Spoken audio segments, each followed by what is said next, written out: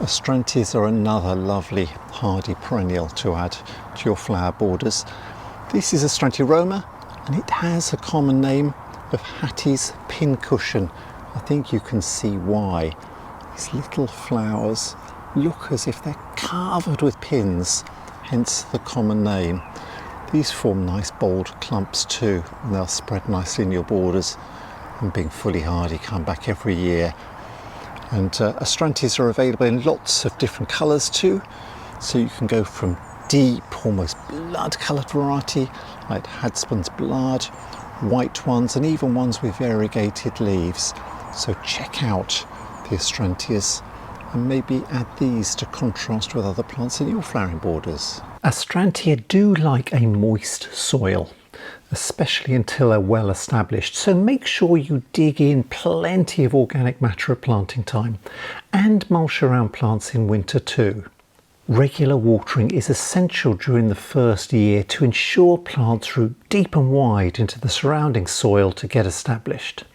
They also grow better in partial shade, or where they get dappled shade from a tree at the height of the day, rather than in an open site in full hot sun.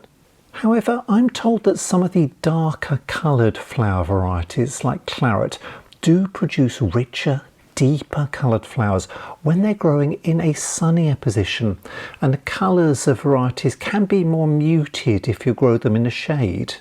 I haven't tried this myself, so if you've got experience with these varieties, please leave a comment to share your experience. Established clumps can be lifted and divided if they get too big, and on my heavy soil I find early spring the best time to do this, so plants start growing away quickly as the weather warms up through spring. I've also noticed that these replanted clumps don't tend to flower well, if at all, in the first year after replanting. They just start growing and getting established into leafy clumps, but they will start flowering as normal the following year. Flowering usually starts around June and plants look lovely for several weeks, attracting bees to feed from these dainty pincushion shaped flowers too. They provide colour and interest over a really long period, which is one reason I place them in my flower borders.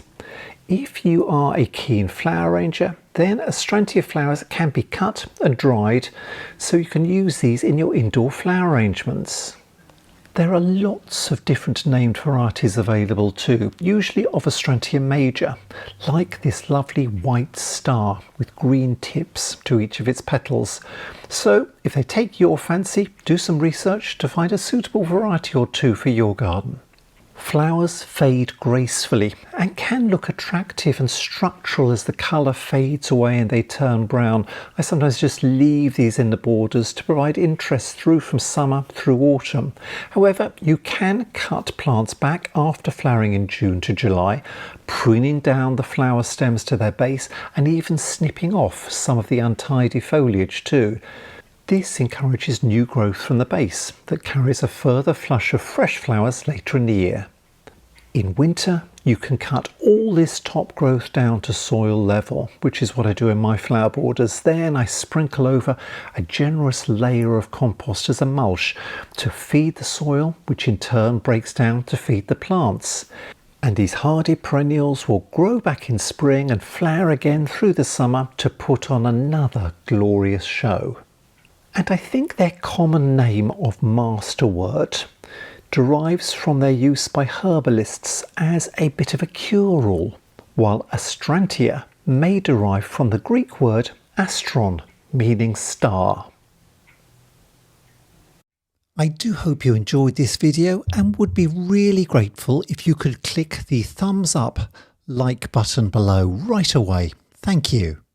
We all want colour in our gardens and plants that bloom over a really long period too, so please check out some of the other videos in this series that highlight flowers for patio pots and container gardens, hardy plants that come back every year in your main flower borders, a perennial with fancy foliage and flowers for a shady position and early colour, something with great drought tolerance that looks wonderful even during the hottest summer weather. The perfect perennial climber to add height and impact as it layers on extra colour to your displays. And some great hardy perennials that will bring in the bees and beneficial insects to feed. You'll find these and many more videos on my channel at Adam's Gardening Guides, so please check these out and subscribe to my channel too, so you'll be the first to hear about new videos and plants to choose for your garden. Thanks for watching and happy gardening!